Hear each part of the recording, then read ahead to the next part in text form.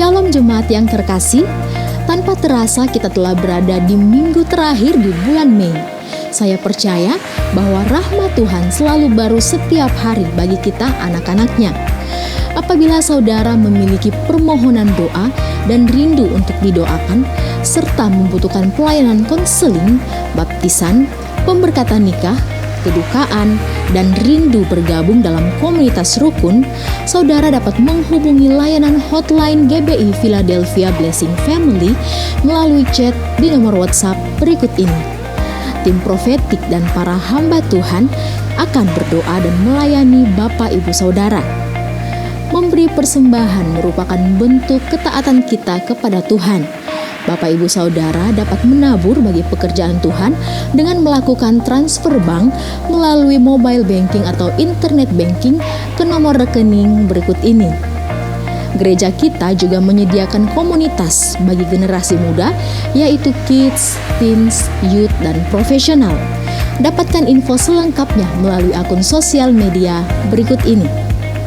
Jangan lupa like, share, and subscribe YouTube channel Media Pustaka Berkat untuk mendapatkan info terkini mengenai kegiatan dan program gereja kita.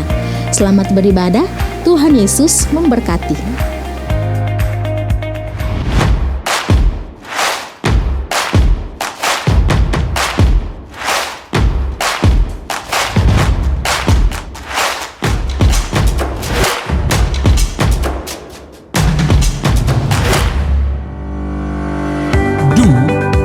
The Great Commandment. Fulfill the Great Commission. Be a great disciple. Think generational. Now go.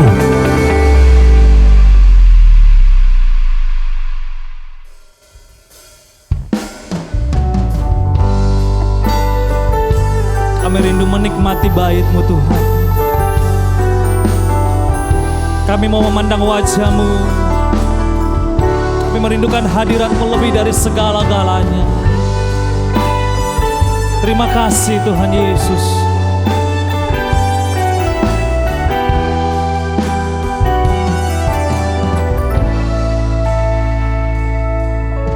Sinar kemuliaan-Mu Bapa memenuhi sekelilingku.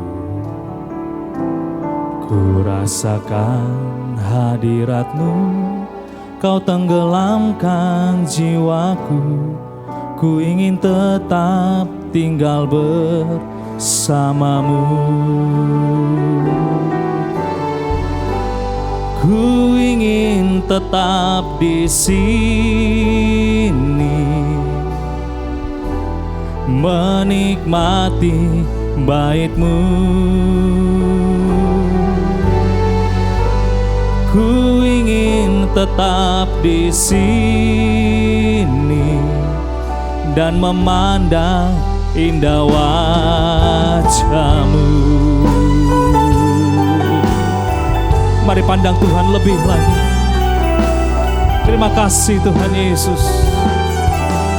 Mari katakan bersama-sama. Sinar kemuliaan-Mu Bapa memenuhi sekelilingku. Ku rasakan hadirat-Mu, Kau tenggelamkan jiwaku. Ku ingin tetap tinggal bersama-Mu. Angkat tangan saudara. Ku ingin tetap di sini, menikmati bait-Mu. Ku ingin tetap di sini dan memandang indah wajah. Mari dengan segenap hati pandang wajah Tuhan. Ku ingin tetap di sini, menikmati bait-Mu. Ku ingin tetap di sini dan memandang indah wajah. Sekali lagi dengan segenap hati, ku ingin tetap di sini menikmati bait-Mu Tuhan. Ini kerinduan setiap kami. Haleluya. Ku ingin tetap di sini dan memandang indah wajah-Mu. Mari angkat kedua tangan-Mu. Haleluya. Ku ingin tetap di sini, amin, menikmati bait-Mu. Ku ingin tetap di sini dan memandang indah wajah. Sekali lagi dengan segenap hati, ku ingin tetap di sini. Ini kerinduan setiap umat-Mu Tuhan. Kami menikmati bait-Mu, memandang wajah. Ku ingin tetap di sini dan memandang indah wajah-Mu. Oh, dan memandang indah wajah-Mu, dan memandang indah wajah-Mu.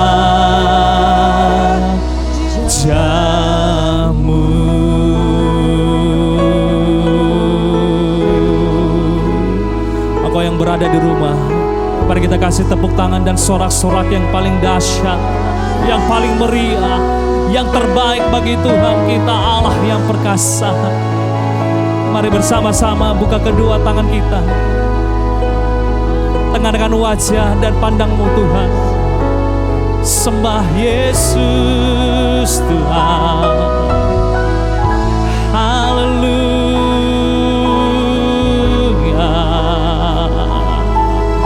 Menikmati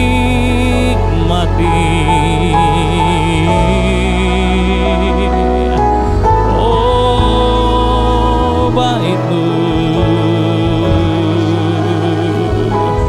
menikmati kehadiran-Mu Tuhan.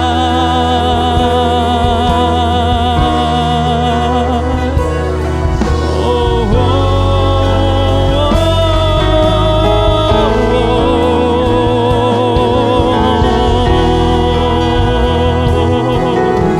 haleluya.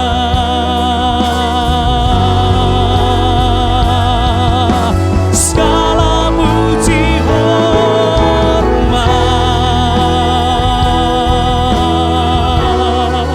tiada layak masyadalayamu Yesus.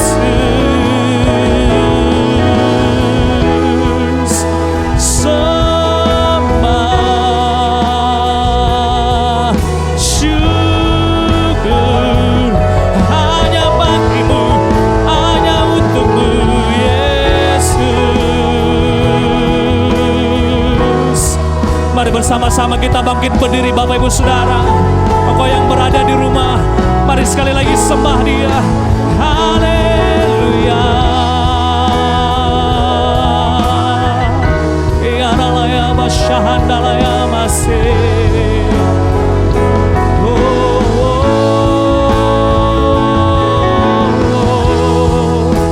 iyanalaya masyahandalayamu. Haleluya. Iyanalaya masyahandalaya. Terima kasih buat kebaikan Tuhan. Terima kasih buat pertolongan-Mu Tuhan. Kami akan mengalami percepatan dan pembaharuan. Mulia, mulia bagi anak domba. Mulia, mulia bagi anak domba, sebab Engkau mulia dan layak dipuji, yang duduk di tahta dan yang akan memerintah selamanya atas semua yang di bumi. Sebab Engkau mulia, sebab Engkau mulia dan layak dipuji, yang duduk di tahta dan yang akan memerintah selamanya atas semua yang di bumi. Bersama-sama, sebab Engkau mulia dan layak dipuji, yang duduk di tahta dan yang akan memerintah selamanya atas semua yang. Mari bersama-sama angkat kedua tanganmu. Sebab Engkau mulia dan layak dipuji, yang duduk di tahta dan yang, amin, memerintah selamanya atas semua yang di bumi, atas semua yang, atas semua yang, atas semua yang di bumi.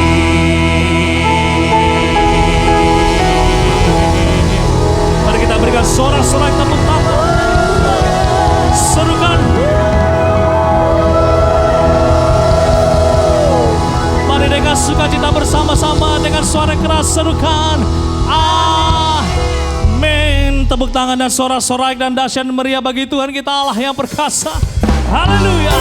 Terima kasih buat kebaikan Tuhan. Engkau sungguh baik.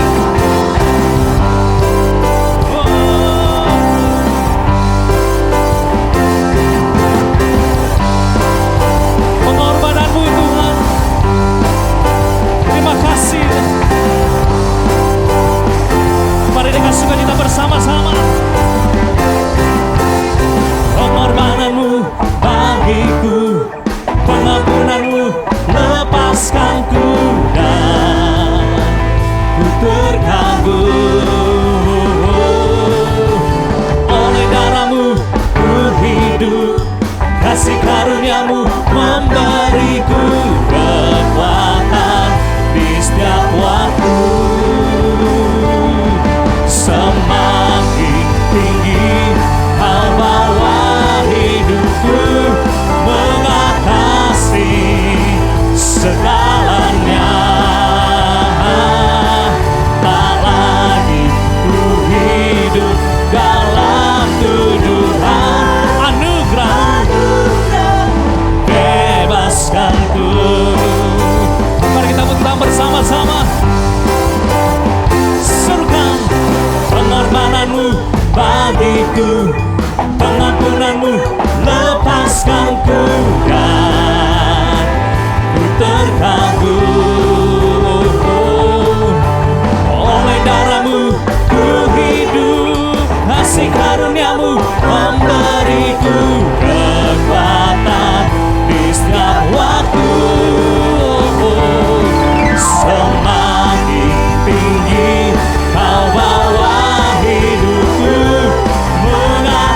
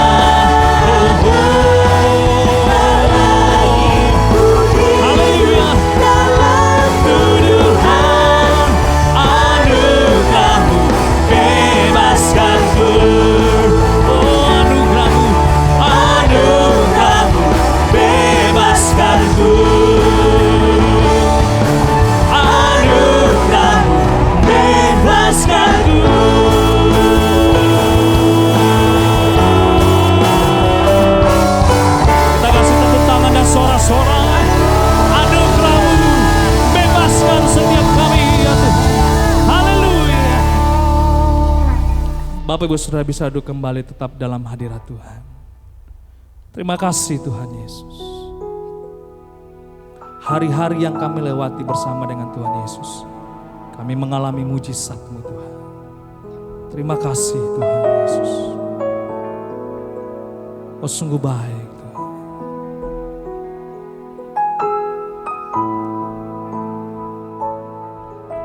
Hari-hari yang telah ku lalui, ku saksikan betapa karya-Mu selalu nyata, indah dalam hidupku. Tuhan, Kau sungguh baik. Banyak peristiwa dan kejadian, amin, membuat diri semakin menyadari bahwa rancangan-Mu indah dalam hidupku. Tuhan, Kau sungguh baik. Ku kagum-akan Kau Tuhanku, Engkau melebihi apapun di dunia ini.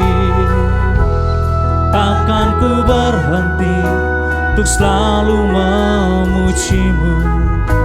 Tuhan, Kau sungguh baik.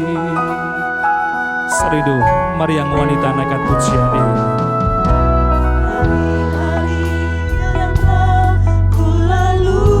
Kami saksikan betapa baiknya karya-Mu Tuhan. Saksikan betapa karya-Mu Itu selalu nyata dalam kehidupan kami. selalu Oralaya basyahanda. indah dalam hidupku. Tuhan, Kau sungguh baik. Oh, banyak peristiwa, Banyak peristiwa dan kejadian membuat diri semakin menyadari bahwa rancangan-Mu indah dalam hidupku. Tuhan, Kau sungguh baik. Mari angkat tangan saudara, katakan, ku kagum-akan Kau Tuhanku, Engkau melebihi apapun di dunia ini. Takkan ku berhenti untuk selalu memuji-Mu. Tuhan, Kau sungguh baik. Sekali lagi, angkat kedua tangan saudara. Ku kagum-akan Kau Tuhanku, Engkau melebihi apapun di dunia ini. Takkan ku berhenti untuk selalu memuji-Mu. Tuhan, Kau sungguh, sekali lagi, kagumi Tuhan, ku kagum-akan Kau Tuhanku, Engkau melebihi apapun di dunia ini. Takkan ku berhenti untuk selalu memuji-Mu. Tuhan,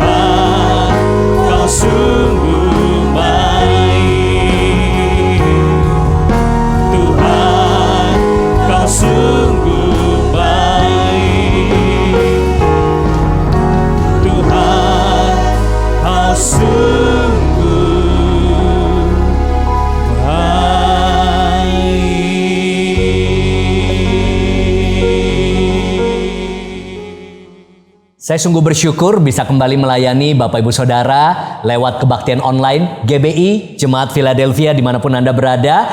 Melalui ibadah online ini saya percaya kita akan belajar bersama-sama melalui kebenaran firman Tuhan. Saudara siap belajar firman Tuhan? Hari ini temanya adalah keuangan yang berbuah. Saudara, sebagai awal saya mau katakan bahwa Tuhan kita Tuhan yang senang dengan yang namanya pertumbuhan. Bahkan Tuhan mau saya dan saudara bertumbuh. Baik secara spiritual atau rohani, secara mental, secara karakter, secara keluarga, secara kesehatan maupun juga secara keuangan. Bahkan kalau kita lihat ayat Alkitab di kitab Kejadian, dalam bahasa Inggris dikatakan be fruitful and multiply. Ya, jadilah berbuah dan bermultiplikasi. Dalam hal ini kita akan fokuskan hari ini bagaimana kita dapat punya keuangan yang berbuah. Berapa banyak dari saudara rindu mengalami terobosan dalam keuangan? Bisa lambaikan tangan, katakan amin. Kita akan belajar prinsip-prinsip keuangan yang berbuah. Karena di Alkitab ada begitu banyak ayat membahas tentang uang. Bahkan ada ribuan ayat. Kalau saudara pelajari dan saudara bisa lihat di konkordansi, saudara, berarti ini menunjukkan Tuhan peduli dalam hal keuangan. Tuhan mau saya dan saudara tahu tentang uang. Bagaimana prinsip-prinsip filosofi yang benar sesuai dengan ayat firman Tuhan tentang keuangan itu sendiri. Bahkan di gereja ada dua masalah terbesar seringkali kita temukan saat kita konseling jemaat, saat kita konseling orang-orang yang menghadapi masalah. Biasanya masalahnya yang pertama adalah masalah keluarga, yang kedua biasanya masalah keuangan. Nah, kalau sudah masalah keuangan bisa merembet ke masalah keluarga, bahkan masalah-masalah lain, masalah hubungan, masalah kesehatan. Tetapi seringkali kita lihat bahwa salah satu ukuran kualitas seseorang dilihat dalam hal bagaimana dia mengatur keuangan. Saudara, biasanya bicara uang, banyak orang mungkin punya pemikiran-pemikiran tersendiri. Nah, bahkan ada istilah seperti ini. Ada yang berkata, oh uang kan bukan segalanya. Ya, saya setuju. Tapi hampir segala sesuatu butuh uang.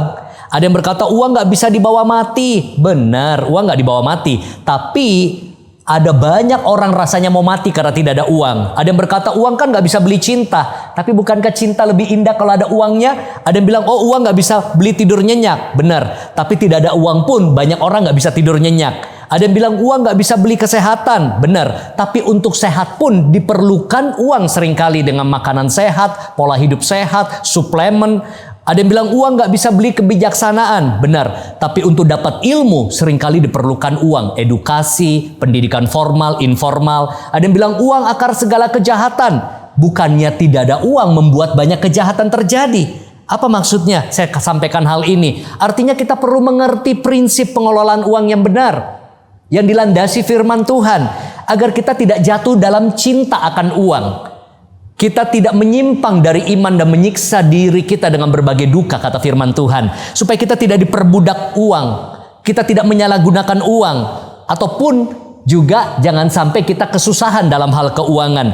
Oleh karena itu kita perlu belajar hari ini. Supaya kita bisa mengalami terobosan keuangan dan jadi berkat bagi banyak orang. Amin saudara. Nah pertama, saya mau ajak kita memahami prinsip pohon dan buah. Saudara, buah hanyalah hasil dari sebuah sebab.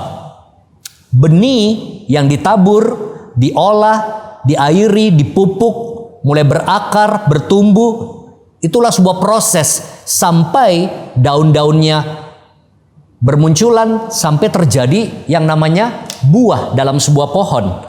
Berarti buah seperti apa yang kita nikmati saat ini? Itu diawali dari benih apa yang kita tabur. Saudara, buah keuangan seperti apa yang saudara miliki dan saya saat ini? Apakah buah keuangan kita baik atau buruk? Apakah banyak atau sedikit? Apakah ada yang bisa ditabung, diinvest atau malah kekurangan dan terlilit hutang? Saudara, untuk kita melihat perubahan dan dalam hasil, kita harus membereskan yang namanya akarnya. Kalau kita merasa buahnya asam, buahnya tidak sesuai harapan, buahnya sedikit, kita coba lihat akarnya. Karena apa yang kelihatan seringkali ditentukan dari apa yang tidak kelihatan. Nah, penyebab masalah keuangan itu banyak faktor. Ya, ada karena kemalasan. Orang karena malas, ya finansialnya tidak mengalami terobosan. Ada yang karena kebodohan. Ya, mereka bodoh dalam kehidupan ini sehingga mereka tidak bisa menghasilkan. Nah, tapi saya yakin Anda semua tentunya bukan orang-orang yang malas dan bukan orang-orang bodoh, tetapi orang-orang yang terus mau belajar dan rajin. Tetapi bisa saja penyebab masalah keuangan karena ketidaktahuan. Tidak tahu mengelola, tidak tahu cara bagaimana bisa menghasilkan, atau mungkin tidak tahu cara mengembangkannya. Ataupun juga bisa faktor mental block, yaitu faktor keyakinan-keyakinan atau prinsip-prinsip yang salah tentang keuangan menjadi sabotase atau blocking di dalam mentalnya. Karena kita perlu tahu bahwa seringkali salah satu faktor di dalam terobosan keuangan juga diawali dengan mindset atau mentalitas. Saya kasih contoh, saudara bisa lihat. Orang kaya ditambah mindset yang miskin bisa jatuh miskin. Maksudnya apa? Ya, ada orang tiba-tiba dapat uang pembebasan tanah, ada orang tiba-tiba dapat uang warisan, tiba-tiba dapat uang kaget ya karena suatu hal. Tapi karena mindsetnya miskin, uang yang banyak itu bisa habis. Oh, sudah sering terjadi. Ya, mindsetnya tidak memadai, tidak seimbang dengan apa yang dia terima tiba-tiba. Tapi ada juga orang yang miskin, tapi mindsetnya juga miskin. Ini akan tetap miskin.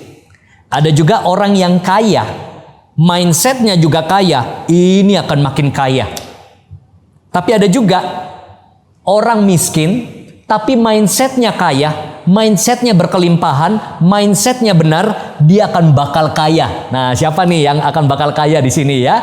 Nah, jadi itu sangat dipengaruhi dari mindset. Makanya ada istilah, if you can change your mind, you can change your condition. Kalau Anda bisa mengubah pola pikir Anda bisa mengubah banyak keadaan. Bahkan Alkitab juga katakan apa?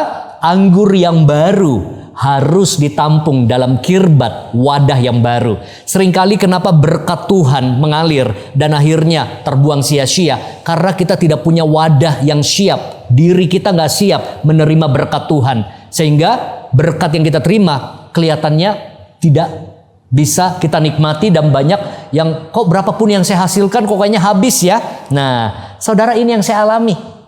Ketika saya bertobat dan mencari Tuhan sungguh-sungguh di tahun 98, saya datang dalam keadaan broken. Saya datang dalam keadaan numpang di rumah orang, hidup susah, kemana-mana naik angkot, ya, keadaan yang benar-benar gak punya banyak hal.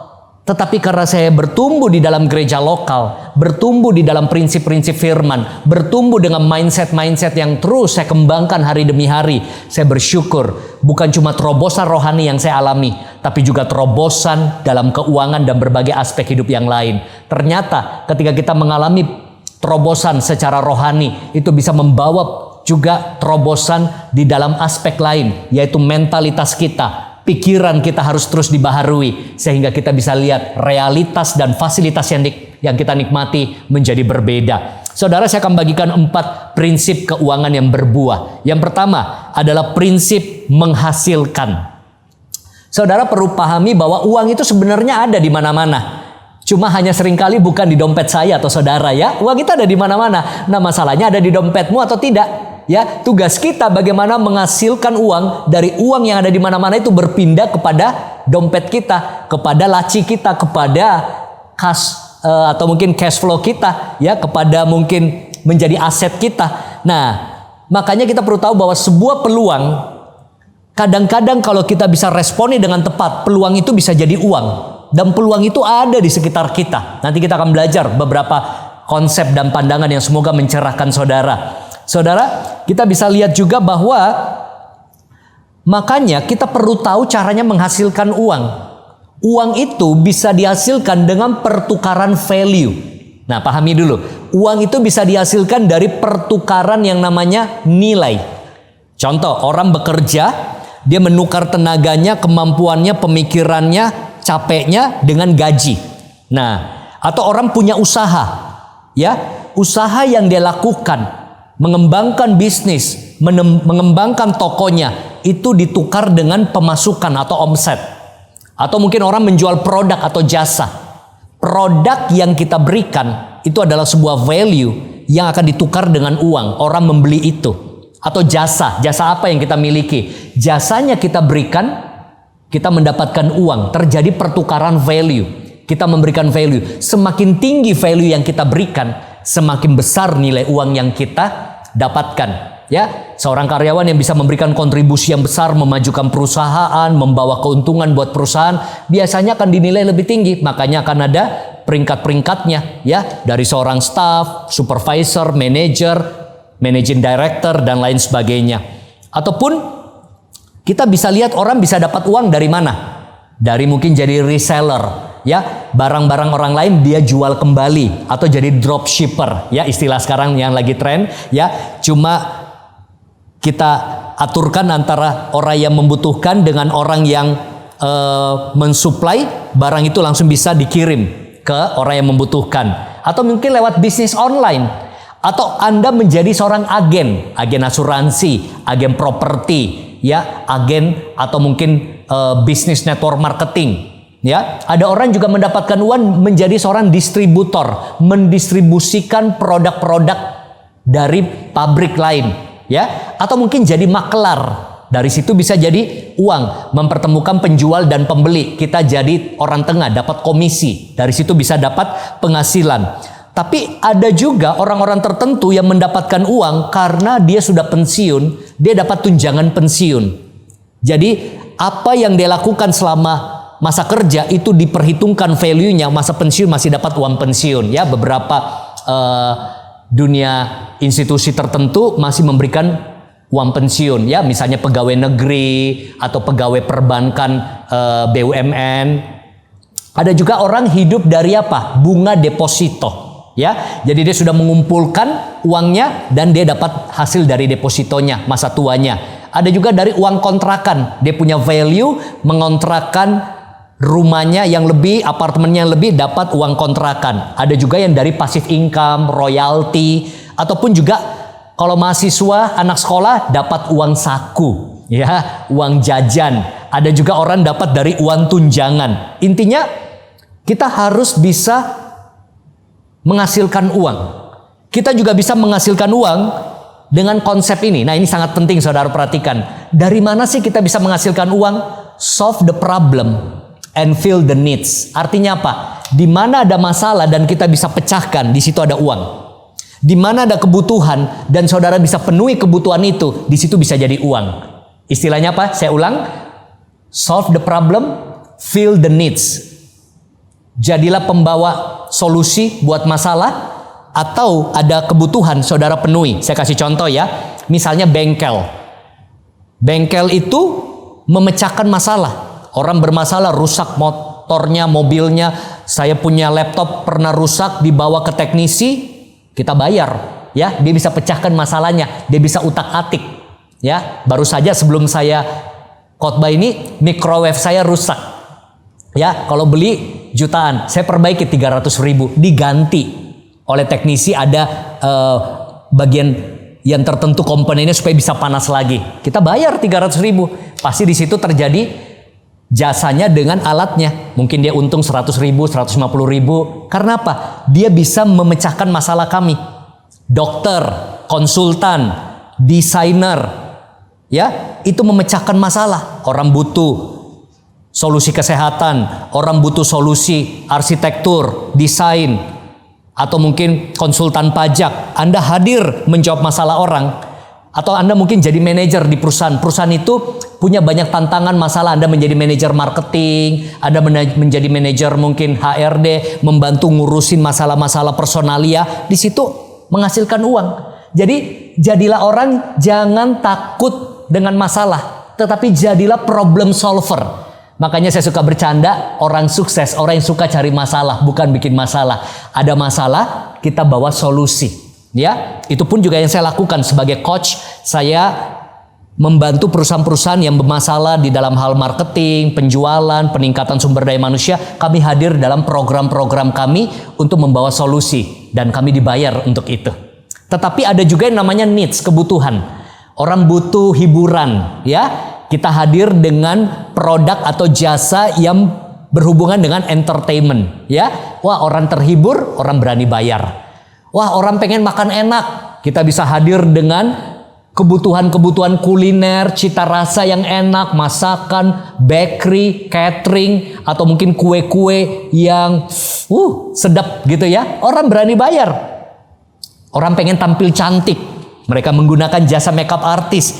Orang seneng jalan-jalan, refreshing, hadirlah ya travel, ya jasa tour dan lain sebagainya. Orang pengen tampil keren, wah, pengen di foto-foto yang bagus. Ada fotografer di situ untuk bisa memberikan kebutuhan orang untuk tampil bagus, untuk wedding, untuk mungkin gayanya, fashionnya, stylenya bisa difoto. Ya, ada orang mungkin punya kebutuhan apa? Wah, punya kebutuhan untuk didengarkan, kebutuhan untuk bisa apa? Bisa mungkin dia terhibur. Nah, ada jasa-jasa apa? Jasa-jasa konseling, jasa-jasa mungkin konsultasi. Banyak, ya. Banyak orang punya kebutuhan. Bisakah kita melihat kebutuhan-kebutuhan di sekeliling kita? Dan bisakah kita membawa produk atau jasa untuk memenuhi kebutuhan itu atau menjawab masalah itu? Maka disitulah Anda bisa making money.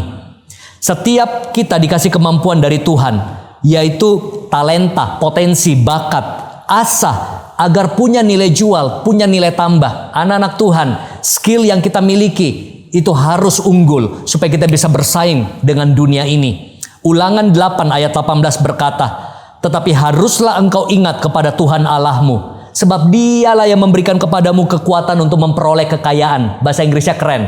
The power to get wealth. Ya, power, kekuatan untuk mencapai kelimpahan dan kemakmuran serta kekayaan. Dengan maksud meneguhkan perjanjian yang diikrarkannya dengan sumpah kepada nenek moyangmu seperti sekarang ini. Saudara, kita butuh hikmat, kita butuh strategi. Supaya apa? Prinsip pertama, kita bisa menghasilkan uang. Amsal 12 ayat 27 berkata apa? Orang malas tidak akan menangkap buruannya, tetapi orang rajin akan memperoleh harta yang berharga. Sekarang kita masuk di prinsip kedua. Setelah kita bisa menghasilkan, yang perlu kita lakukan saat ini adalah waktu kita menghasilkan, kita harus bisa mengelola dengan baik. Karena disinilah banyak orang mengalami kendala. Setelah beroleh penghasilan dari gaji, komisi, omset, bisnis, profit, dari apa yang mereka kerjakan, tidak terkelola dengan baik, akhirnya jadi bermasalah. Lukas 16 ayat 10 berkata, barang siapa setia dalam perkara-perkara kecil, ia setia juga dalam perkara-perkara besar. Dan barang siapa tidak benar dalam perkara-perkara kecil, ia tidak benar juga dalam perkara-perkara besar. Saudara, saya dan saudara akan kehilangan atas sesuatu yang kita tidak dapat kelola dengan baik. Kalau kita nggak bisa kelola keuangan kita dengan baik, kita akan kehilangan keuangan kita. Bagaimana cara kita mengatur prioritas keuangan kita akan mencerminkan sikap kita terhadap keuangan. Dan pastikan penghasilan kita lebih besar dari pengeluaran dan aset lebih besar dari hutang. Jadi saya melihat ada orang-orang yang mungkin berapa banyak pun uang yang mereka peroleh tetap habis. Kenapa? Karena tidak mengelola dengan baik. Jadi seringkali bukan prinsipnya berapa banyak saja yang kita hasilkan, karena bisa terjadi berapapun penghasilannya. Mau ratusan juta, kalau pengeluarannya juga lebih dari ratusan juta, habis juga. Tapi ada orang, uangnya mungkin sedikit, tapi karena dikelola dengan baik, bisa jadi banyak. Makanya penting namanya menguasai money management. Financial planning itu sangat penting. Atur prioritas, kebutuhan dulu, baru keinginan.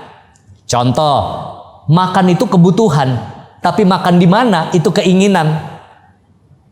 Smartphone, kalau kita punya smartphone sekarang itu kebutuhan ya. Butuh, kalau nggak punya handphone gimana? Tapi mau pakai smartphone merek apa? Itu keinginan.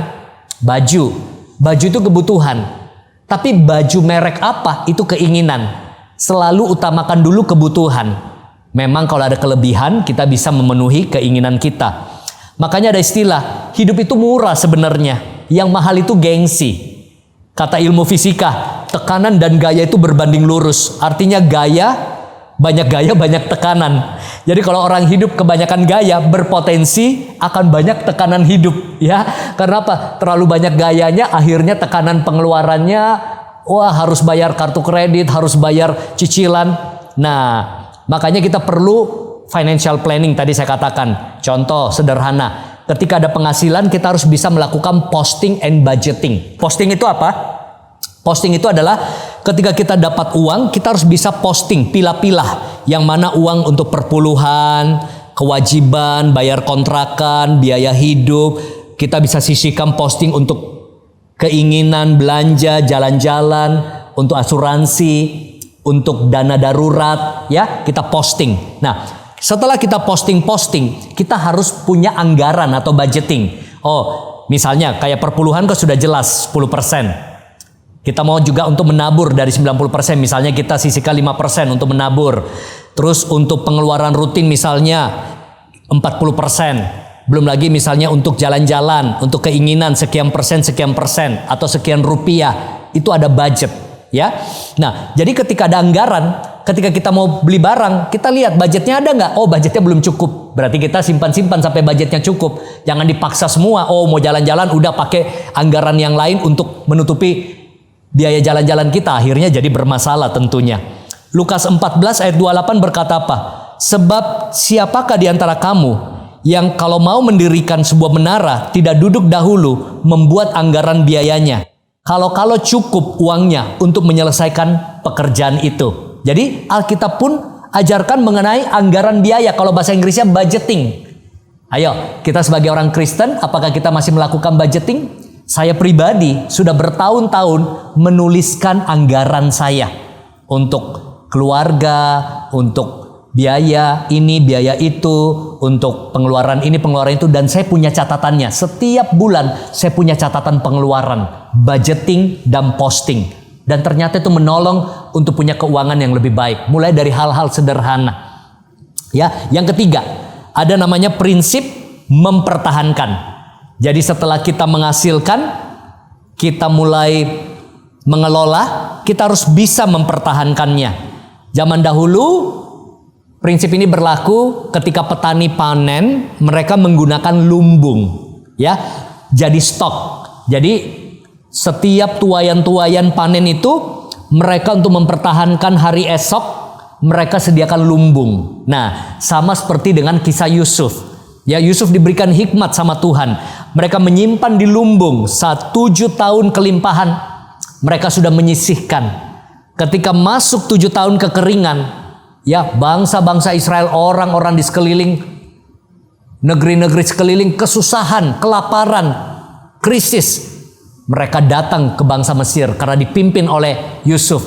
Karena mereka siap di tahun-tahun kering, mereka sudah punya stok. Mereka sudah punya tabungan, mereka sudah punya simpanan. Nah, itu zaman dulu. Berarti apa? Kita juga perlu belajar di masa sekarang. Krisis bisa datang kapan saja. Kita harus bijak. Jangan belanjakan semua uang yang kita peroleh. Kita perlu saving, menabung. Kita perlu punya protection atau asuransi. Ada konsep orang-orang yang seringkali berpikir begini, udah ngalir aja, besok juga ada berkatnya sendiri, udah dipakai dulu aja, dihabisin aja, toh dapat gaji lagi, toh nanti kita jualan lagi dapat pemasukan lagi, ya kan ada tunjangan lagi bulan depan. Tapi kita nggak pernah tahu hari esok. Buktinya ketika pandemi, ketika orang di PHK, ketika orang nggak punya penghasilan, bisnisnya drop, omsetnya menurun, ada banyak orang tiba-tiba kebingungan karena mereka tidak punya dana darurat, mereka tidak punya simpanan, mereka tidak punya biaya-biaya hari esok. Makanya kita perlu saving, sisihkan untuk menabung, dan menabung itu adalah Alkitabiah. Ya, bagaimana kita mempersiapkan. Bahkan di Amsal dikatakan semut ya menyimpan ya selama musim panas itu, ketika musim dingin mereka sudah menyimpan makanannya di musim panas. Saudara, sisihkan untuk menabung. Kalau Anda menabung, Anda menyisihkan di awal atau di akhir? Nah, apakah yang kita sudah pakai dulu, nanti sisa-sisa baru ditabung? Itu pun kalau ada sisa. Tapi prinsip yang baik adalah menyisihkan di depan. Ketika kita punya penghasilan, kita sudah komit sisihkan 5% atau 10% untuk ditabung. Tapi aku punya penghasilan belum besar, gak apa-apa, saya belajar dari penghasilan kecil, saya sudah sisihkan. Ya, nah, dan pertanyaannya adalah, apakah Anda punya dana darurat untuk 6-12 bulan? Para pakar-pakar keuangan, financial planner berkata, ketika kita nggak punya pemasukan, nggak punya gaji, nggak punya omset, nggak punya Penjualan, bisakah kita bertahan 6 bulan dengan gaya hidup kita saat ini? Dengan kebutuhan saat ini, bisakah kita bertahan 12 bulan? Minimal 3 bulan, 6 bulan. Idealnya 12 bulan, lebih lama lagi bertahan, itu lebih baik. Ya, jadi dimulai supaya ketika masa-masa kering, krisis, tantangan datang, kita punya simpanan 3 bulan, 6 bulan, 12 bulan, 2 tahun, kita bisa bertahan ketika nggak dapat gaji, nggak ada penghasilan, nggak ada pemasukan. Saudara, apakah kita bisa bertahan? Nah, jadi perlu kita punya kemampuan mempertahankan apa yang sudah kita capai. Dan prinsip yang terakhir yang akan saya bagikan kepada Anda adalah prinsip memultiplikasikan. Sehingga kita punya keuangan yang berbuah. Ingat, ada benih untuk dimakan, ada benih untuk ditabur kembali. Kalau seorang petani, bayangkan, dia sudah panen buah. Dan semua buahnya dimakan, dijual, dinikmati, tidak tanam lagi, maka hari esok, maka masa depannya tidak akan ada panen lagi, tidak akan ada tuaian lagi. Nah sama, kalau kita punya penghasilan, kita punya gaji, kita punya omset, profit, kita punya uang tunjangan, kita habisin semuanya. Ya istilahnya benih itu kita makan semuanya, kita nikmati. Kita tidak tabur lagi, kita tidak multiplikasikan lagi, maka hari esok kita akan sulit melihat terjadi multiplikasi. Kita lihat ayat firman Tuhan, 2 Korintus 9 ayat 10. Ia yang menyediakan benih bagi penabur dan roti untuk dimakan, ia juga yang akan menyediakan benih bagi kamu dan melipat gandakannya dan menumbuhkan buah-buah kebenaranmu. Saudara, Alkitab dengan jelas katakan apa? Allah menyediakan benih bagi penabur dan roti untuk dimakan. Dia juga menyediakan benih untuk kita melipat gandakannya. Nah, ini bicara apa? Investasi. Kalau tadi di poin ketiga kita belajar tentang menabung, saving, ini bicara investasi. Ya, tentu sekarang ada banyak instrumen investasi. Tentu saya nggak bisa bahas spesifik di sini ya, di dalam khotbah. Tapi ini sebagai pencerahan buat kita semua, bagi jemaat khususnya yang mungkin mau terus meningkatkan keuangan dan punya keuangan yang berbuah. Ada investasi saham, ada investasi properti, ada investasi emas, bahkan ada banyak investasi-investasi macam-macam di forex, di trading, bitcoin, crypto, money game. Tapi saya mau beritahu, hati-hati. Namanya investasi ini, sebelum kita berinvest, paling penting berinvest pada diri sendiri. Berupa apa? Pengetahuan dan kemampuan. Jangan sampai kita terjeblos dalam investasi bodong. Karena tidak punya pengetahuan, cuma tergiur, tawaran iming-iming atau menarik, wah kita masuk ke situ malah terjeblos. Jadi benar-benar untuk investasi ini saudara perlu bijaksana. Saudara perlu mengerti yang mana investasi yang resmi, yang mana tidak resmi, yang dijamin OJK, yang tidak dijamin, yang mana yang bodong, yang mana enggak. Nah, kita perlu hati-hati ya. Nah, kita harus benar-benar paham dan bijaksana. Saya pun pernah ngalami, padahal saya investasi di lembaga keuangan yang terpercaya. Lembaga keuangan yang besar, bukan investasi bodong. Tapi, ya apa dikata, krisis, gagal bayar.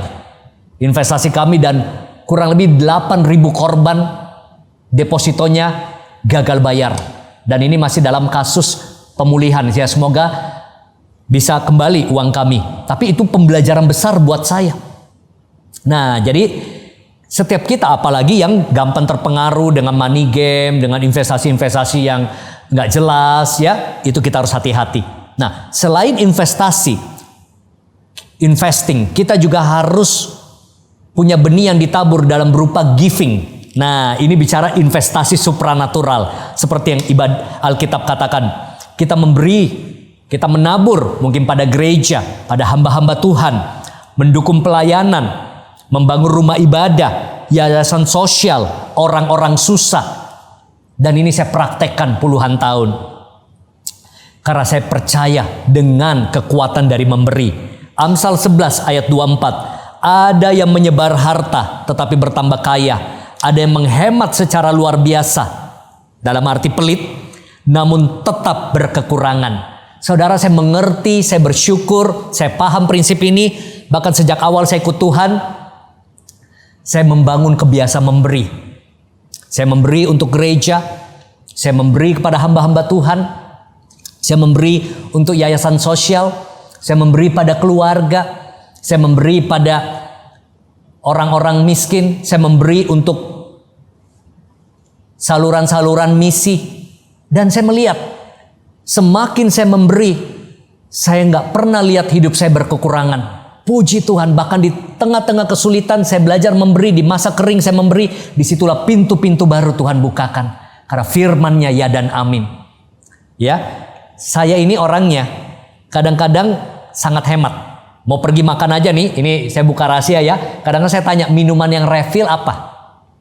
Ya supaya apa? Bisa refill ya. Nah hemat. Saya kadang-kadang gak rela beli kopi ini, kopi itu, mahal rasanya. Tapi untuk orang lain saya berani. Ya, belikan handphone, menabur untuk pelayanan, menabur buat orang susah, menabur buat pembangunan gedung gereja. Tapi saya melihat setiap kali Tuhan gerakan untuk saya menabur, selalu ada multiplikasi, ada pintu, ada berkat yang Tuhan kembalikan berlipat ganda. Tapi dalam hal ini kita harus tulus ya. Kita nggak memancing, oh saya kasih gini supaya dapat. Saya benar-benar tulus. Bahkan saya mencoba membangun gaya hidup yang teratur dalam memberi. Ya sudah pasti kita percaya dari 100% penghasilan kita punya 10% untuk perpuluhan. 90% ini Tuhan percayakan untuk kita kelola. Nah jadi kalau saudara mau memberi, menabur, kita memberi dari 90%. Nah supaya mudah, sudah bertahun-tahun dari memberi 10%, saya mau bersaksi pada saudara, saya menambahkan, ini pengalaman saya ya. Nah ini pengalaman saya, saudara punya pengalaman sendiri, bagaimana Tuhan deal dengan saudara. Saya menambahkan 10% lagi. Ini bagi saya benih untuk ditabur. Jadi saya hidup cuma 80%. Itu sudah lama, bertahun-tahun, belasan tahun lalu. Sampai satu ketika sudah lama juga Tuhan gerahkan saya untuk meningkatkan lagi taburan saya. Jadi saya hidup hanya dari 70% sampai hari ini. Jadi kalau saya dapat 100 ribu, berarti 10 ribu perpuluhan, 20 ribunya untuk benih ditabur. Apa maksudnya benih ditabur? Untuk bantu orang susah, untuk bantu keluarga, untuk menabur, untuk kolekte, untuk macam-macam pekerjaan misi sosial. Nah, saya hidup dari 70%. Dan saya bersyukur, sudah lama saya praktek ini. Tuhan malah membawa peningkatan dalam keuangan saya. Dan tidak menutup kemungkinan seringkali dari 70% ini pun Tuhan gerakan saya untuk menabur lebih lagi. Dan bahkan saya rindu satu saat saya bisa hidup mungkin cuma dari 50% penghasilan, 50%-nya untuk saya tabur. Tapi percayalah, tidak pernah orang yang suka memberi tambah kesusahan, tambah miskin. Ya, asal kita memberi dengan prinsip yang benar, dengan motivasi yang benar, prinsip firman Tuhan itu ya dan amin. Amin saudara. Saudara, jadi kita harus kelola dengan baik. Nah, banyak orang seringkali kesulitan untuk memberi. Ya, saya coba ajak saudara berpikir. Saudara, kalau seandainya ada investor, dia berkata pada saudara, kamu jalankan bisnis ini, kamu jalankan toko ini, saya yang danai semuanya, tapi setiap kali keuntungan kamu kasih 30%. Saudara mau nggak? Saya rasa fair ya. Dia yang biayai, dia modali, dia yang kasih sistemnya, dia ada di kota lain, kita cuma store 30%. Kalau kita untung 100 juta, kita kasih 30 juta. Semua toh dari dia, dari awal. Kita rasanya rela. Tapi tahukah saudara, ada banyak orang rasanya nggak rela. Perpuluhan aja berat rasanya. Hanya 10%. Padahal semua berkat, semua kebaikan, kemurahan, keahlian, tenaga, hikmat itu dari Tuhan. Tuhan kita, Tuhan yang kaya. Tapi dengan kita memberi 10% dari perpuluhan itu adalah wujud kita mengakui bahwa semua dari Tuhan. Bahkan 90% itu pun juga punya Tuhan. Kita harus belajar kelola dengan baik. Kita harus bisa kelola yang kita tabung, kita investasi, kita memberi, kita pakai. Itu akan membawa terobosan keuangan yang berbuah. Saya ingat, saya tutup dengan sebuah cerita. Anak saya, waktu kecil, anak saya belikan burger. Ya, burger, saya belikan, terus dia pegang burgernya, saya bilang gini, cobain dong, Ya, misalnya papa mau coba dikit, langsung dia begini, it's mine, ini punyaku, ini punyaku. Wow, baru saya beliin. Begitu beliin saya cuma minta 1 gigit aja. Ini punyaku, ini punyaku. Saya langsung terbayang, inilah yang kita lakukan seringkali sama Tuhan. Tuhan yang memberikan semua berkatnya pada kita. Kita langsung merasa ini punyaku Tuhan, ini aduh kenapa Tuhan mau ambil. Saya langsung bilang sama anak saya sambil bercanda, kamu tahu nggak? Papa kalau mau beli 100 burger lagi masih bisa. Ya walaupun juga ngapain saya beli 100 burger. Cuma saya mau kasih tahu dia, kamu dapat 1 nih. Papa kalau beli lagi mau 10, 20, 100 bisa loh. Papa cuma minta dikit. Wah, ya udah ini dia kasih. Tapi dia tahan depannya ya supaya nggak digigit banyak. Ya itu namanya anak kecil. Tapi hal yang sama dalam hidup. Berapa banyak hal yang Tuhan percayakan dalam hidup kita. Kita terlalu perhitungan. Kita bilang, aduh ini Tuhan punyaku. Kita gak rela untuk memberi, untuk menabur. Mari saudara, kalau saudara mau punya keuangan yang berbuah, belajar prinsip menghasilkan. Minta hikmat, strategi dari Tuhan untuk kita bisa menghasilkan. Making profit, making omset, making money. Kita dipromosi, punya gaji yang terus berkembang, komisi-komisi yang terus kita dapatkan lebih banyak lagi. Yang kedua, kita harus bisa punya kemampuan prinsip untuk mengelolanya, ya. Saudara kita bisa punya prinsip untuk juga mempertahankannya. Nah, kita bisa punya prinsip untuk mempertahankannya dan kita juga punya kemampuan untuk memultiplikasikannya. Dan saya percaya ini akan membawa pada dampak yang besar pada terobosan keuangan saudara. Amin. Berapa banyak dari saudara rindu mengalami terobosan keuangan? Hari ini saya mau ajak kita sama-sama berdoa. Bapa di dalam surga, aku berdoa biar sungguh Tuhan, Engkau Tuhan Allah yang memberikan kami hikmat, strategi untuk menghasilkan, untuk mengelola, mempertahankan, memultiplikasikan dengan baik apa yang Tuhan percayakan khususnya dalam hal keuangan. Sehingga kami, khususnya jemaat Philadelphia, bisa mengalami keuangan yang berbuah. Terima kasih banyak Tuhan. Kami percaya kebenaran firman-Mu ya dan amin. Biar menjadi sarana untuk kami punya keuangan yang lebih baik. Di dalam nama Tuhan Yesus, semua yang diberkati katakan amin. Jemaat umat Tuhan, saya ajak kita berdiri bersama-sama. Kita akan mengakhiri ibadah kita.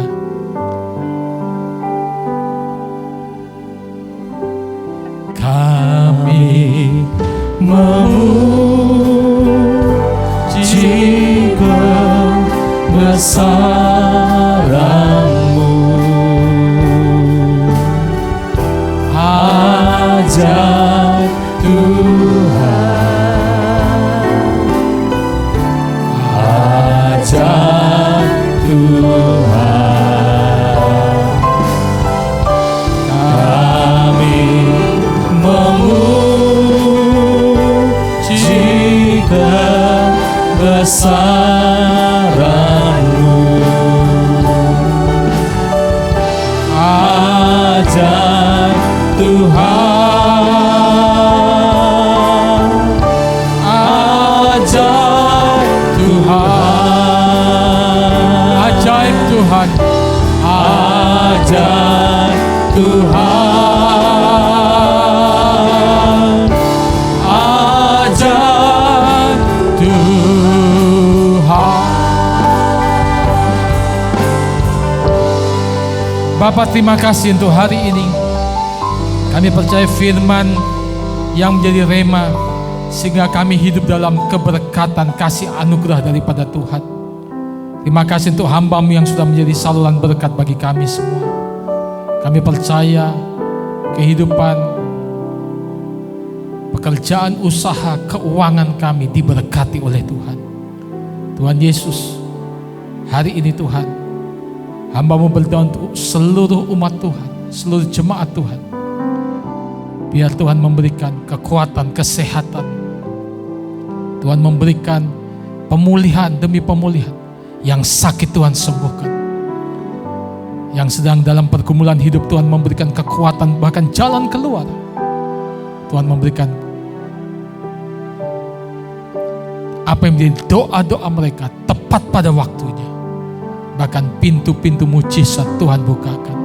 Terima kasih Bapa, kami bersyukur. Terimalah berkat daripada Tuhan. Kasih anugerah Tuhan berlimpah-limpah. Diberkati saudara, tetap setia mengasihi melayani Tuhan sampai Tuhan Yesus datang untuk kedua kalinya. Sekali percaya Yesus, seterusnya percaya Dia. Dalam nama Tuhan Yesus, setiap kita yang percaya katakan amin. Tuhan Yesus memberkati saudara.